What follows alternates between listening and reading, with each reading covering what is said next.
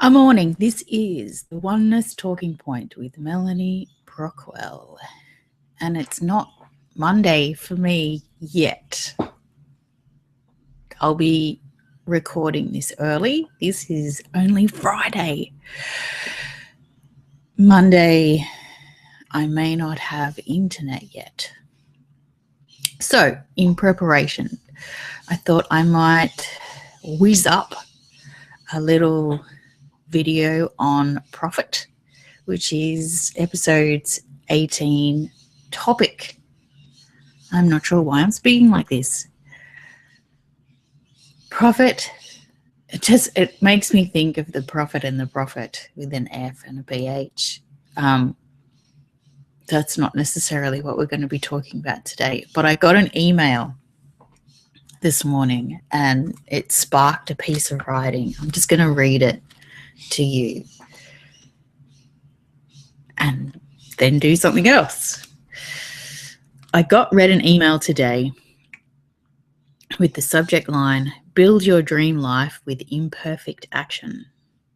Now, at first, that might seem like a great segue into a conversation about the obstinate attraction to wanting all your ducks in a row before you take any action at all, aka the obstacle of perfectionism. But let's reconsider what we're actually saying. When we call something imperfect, we're suggesting that there is or was a better way. We're saying that we took action that was not up to scratch. And perhaps we're even saying we could do with some improvement. Except that's not really true, is it? In oneness, where all that is all that is, we are incapable of being anything other than what we are. In any given moment, that capability changes as all that is reconfigures itself, but not as a means to a better end. All that is already perfect. So when we seem to take imperfect action, all we're really doing is judging ourselves against some expectation of what could have been if we weren't who we are, where we are, when we are, which is perfect too. Rather than dismiss our belief in imperfection, we question its truth to see if it is true in this moment, not to make ourselves wrong in the last moment. Which is why I pose the question, is that really true? Instead of stating absolutely that I know, and as a consequence, so should you, that it is so. I'll post that somewhere. Thinking Patreon, my Patreon page, for my Patreon supporters.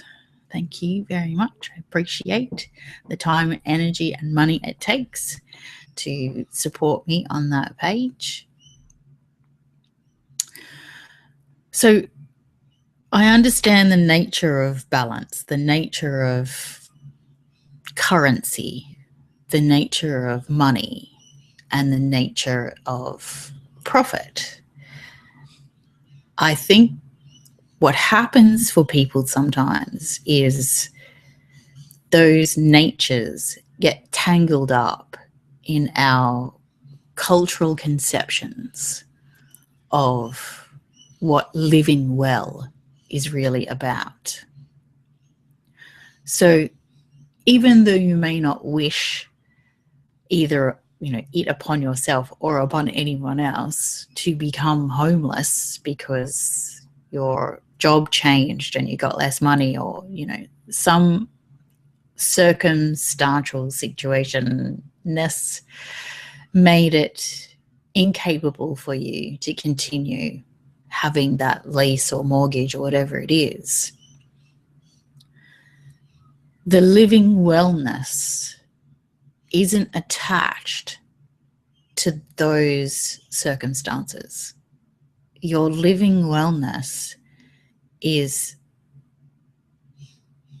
independent of your circumstances. It's even in many respects independent of what we call physical health. So if you understand the nature of what is in its perfection, or you don't even have to understand it. I think it just comes down to some kind of innate comprehension that I call trust. I trust that it is perfect. If I have a headache, I know I have a headache for a reason. If I'm compelled to try and figure out that reason, I'll have that experience. If I'm not, I won't. The headache itself is sacred. The impulse and the compulsion are sacred. Everything about that moment is sacred because I trust that that is so. Not because I want to impose that truth upon anyone else's experience. Whatever your interpretation and trust and knowledge about your headache is, your eviction is, that's your truth. And for me, that is sacred, for you to continue having whatever your truth is, however you articulate it, however you dismiss it or accept it. So when it comes to profit, it's not so much a conversation about whether I should or should not concern myself with or attempt to control the universe in order to get. I think the underlying conversation that we really want to have in oneness is it true for me? How does profit play a part in my cosmology, in the theories and interpretations of what is going on? What does profit mean to me, the being that I have defined? And I guess in oneness, because the being is very much undefined and constantly being revealed in this moment, unknown in the next, profit can be one thing in this moment and something in the next. There's no concreteness. There's no challenge around attempting to make it something in particular. Now, I've never really been that interested or concerned with or focused upon or stressed out about money. It's never really, I was homeless for ages, but I didn't really see it that way. It didn't register in my brain that that's what it was. I was just having my adventure. So I guess it's a different prospect from my cosmology, the perspective that I live my life from, the truth that makes sense to me without having to think about it. It's not a logic that I impose upon what's happening. It's the experience that I'm having. I haven't really met that many people who share that kind of cosmology, who have that kind of natural experience of life.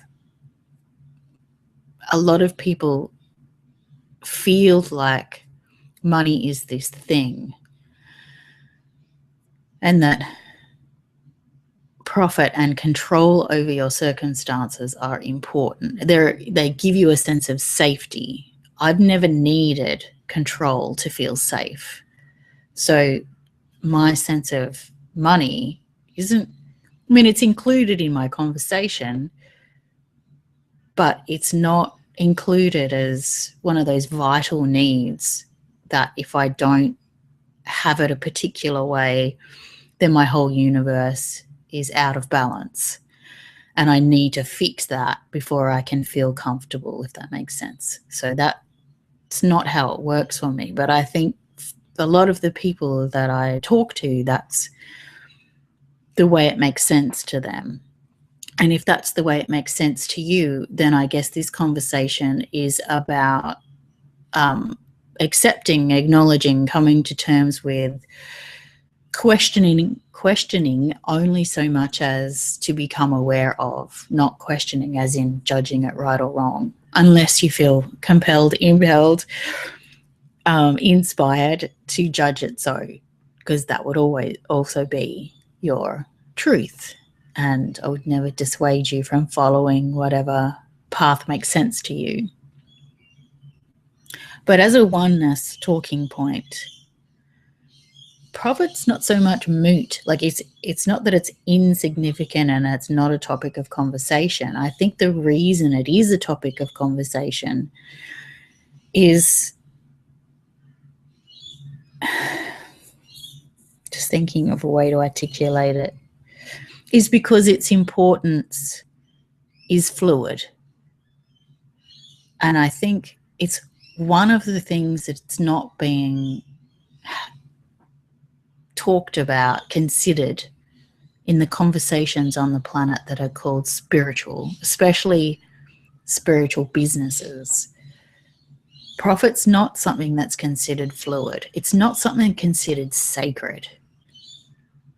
So a lot of the conversations will say, if you do this, this, this, and this, then the universe will reward you and you'll have profit. And if you're in this spiritual industry, even if you're not offering a spiritual product, if you're a spiritual person, there are lots of places that offer you a means to an end. The means being the steps that you need to align yourself with what the universe wants from you, and the end being profit.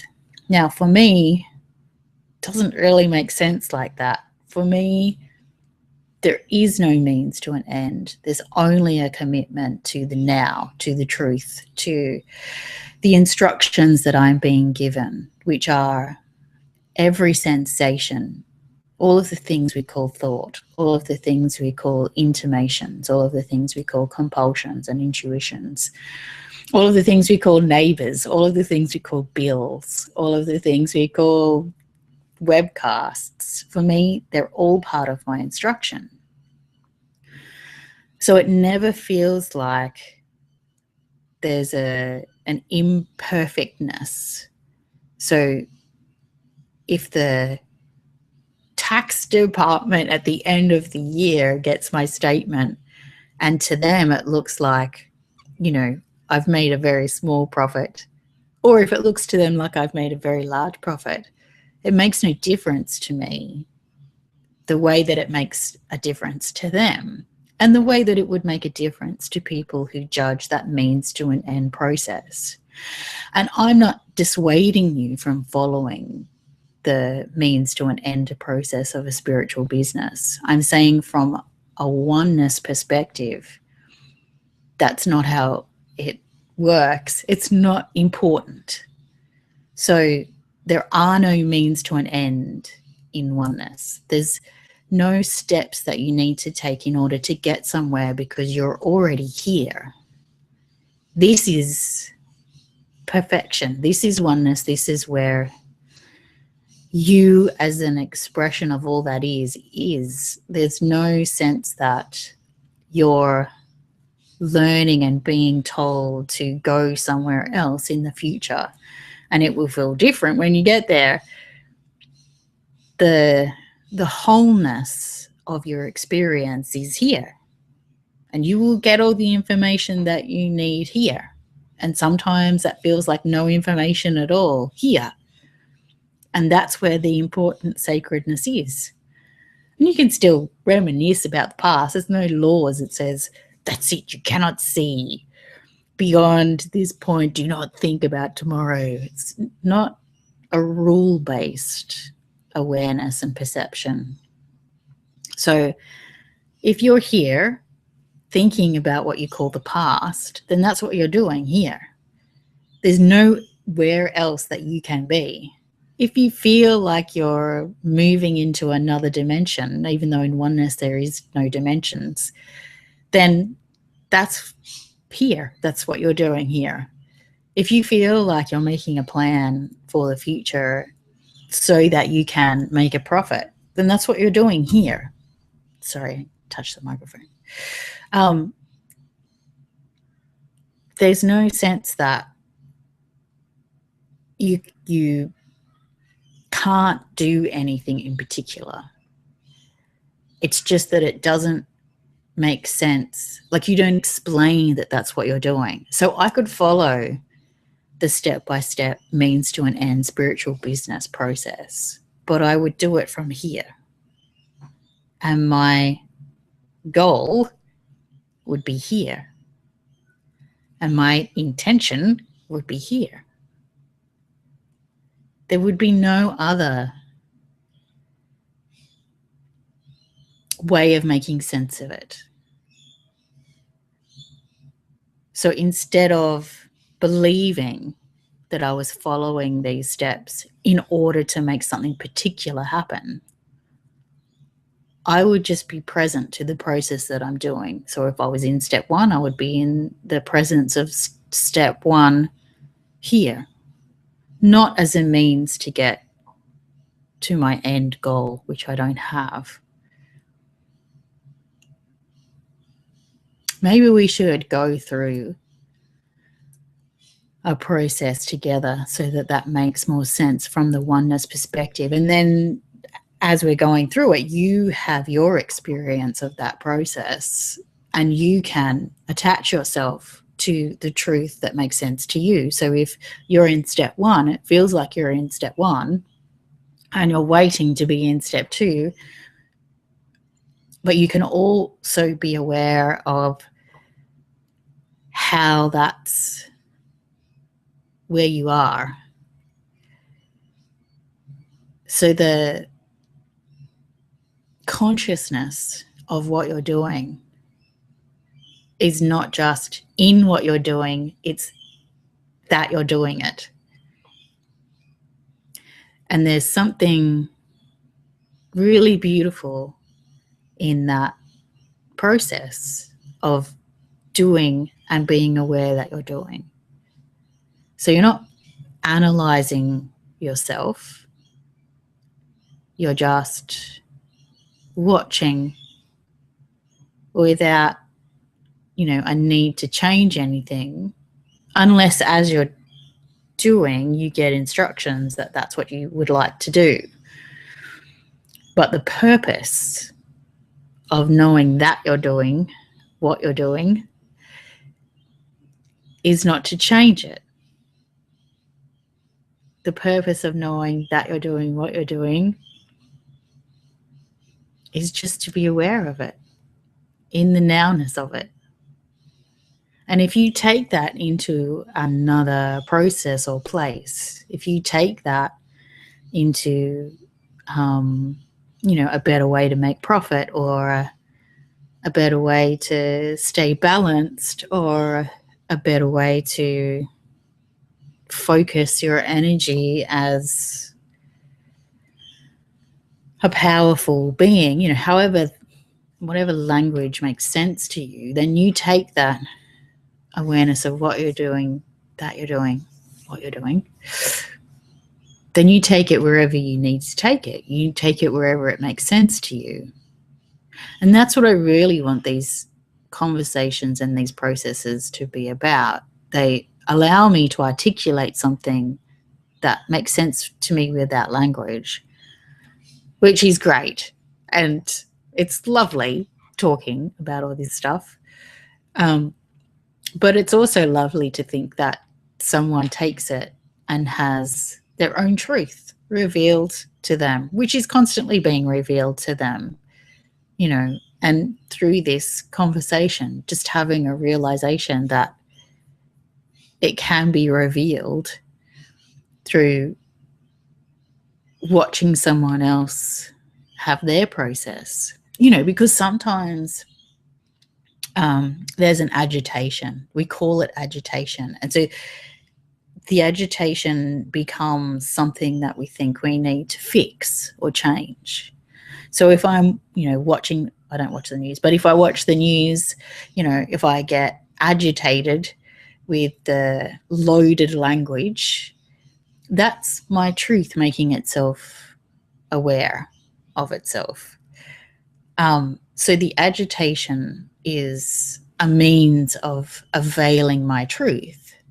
It still feels like agitation, but often the conversations we have, with gurus and counselors and, the let's balance our life for wellness, let's smooth out the agitation, that conversation wants to cut out that agitation that we're feeling. And I think one of the beautiful things about oneness is that you can meet that agitation as it is and recognize it as your truth, making itself visible.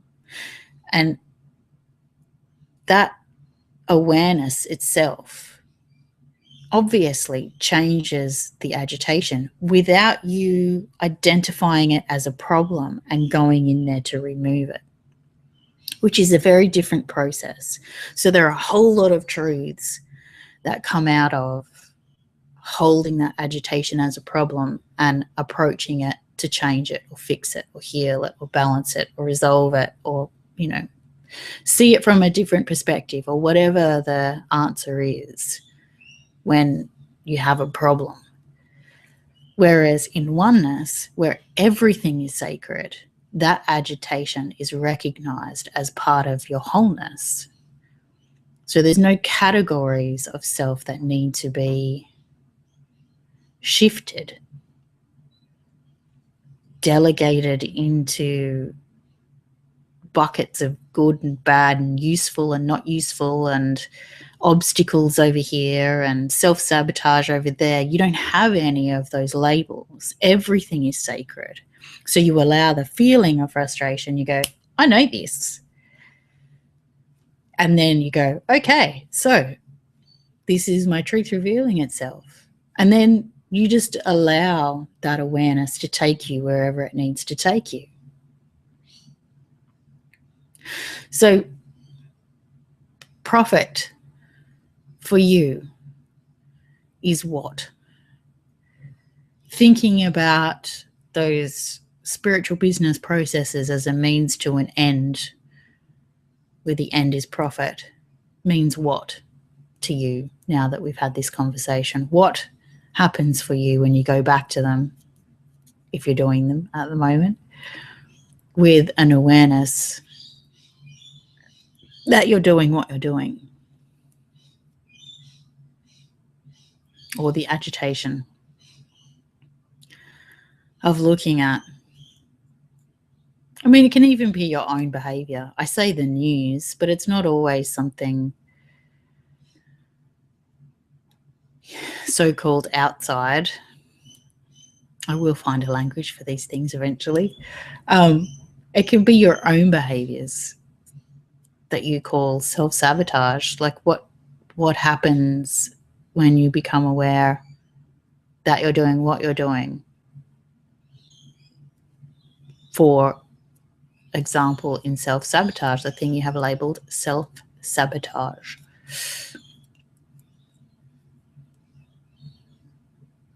Imbalance. What happens for you when you become aware of the actions or inactions around what you have called your own imbalance? Money. A lot of processes are devoted to the relationship with, the concepts and preconceptions and emotional attachments and past life, early life, chakra related. I'm just trying to think of the different ways that it gets talked about. That it's a symbol of sexual energy, or it's a representation of how valid you feel or how worthy you think you are. It's a proxy for your beliefs about how loved you are and what you deserve. So what happens when you become aware that you have those beliefs, where that you're doing what you're doing, that you believe what you believe, that you see the world in a particular way, that you believe profit equals a better lifestyle or a less stressful reality. So not a questioning of that, not a questioning that says it's wrong or stupid or unenlightened. You shouldn't be attached to it. We're not judging it in that way. The awareness really is just what happens when you become aware that that's what you're doing, that it's your truth. And then is it your truth? And just, follow yourself wherever it goes. Like, I trust you. I trust that you can follow your self-awareness. And I say wherever it goes, but I guess really for me it's just here. But I understand for you it feels like it takes you somewhere else. I understand that it feels like a journey. It feels like a process. It feels like it's taking you somewhere else, unlocking something for you, revealing something for you that was not revealed before so that you can know it now and learn the lessons that allow you to blah, blah, blah, whatever it is, whatever the end is for you. I don't have an end. I don't need to learn the lessons of blah, blah, blah to get anywhere, because this is what's important, the joy and sacredness and allowing of this, whatever this is. This is frustration. This is a headache. If this is profit or no profit, if this is internet or no internet, that's whatever this is. I'm just considering, allowing, focused, celebrating, if that's possible, this. If you have any questions, I feel like there will be a few tears, few questions, few comments. You know how to contact me in the Mystery of Mastery, which is free if you're not in there already. And I love you very much. And I'll talk to you next week. Ready? I'm going to press stop.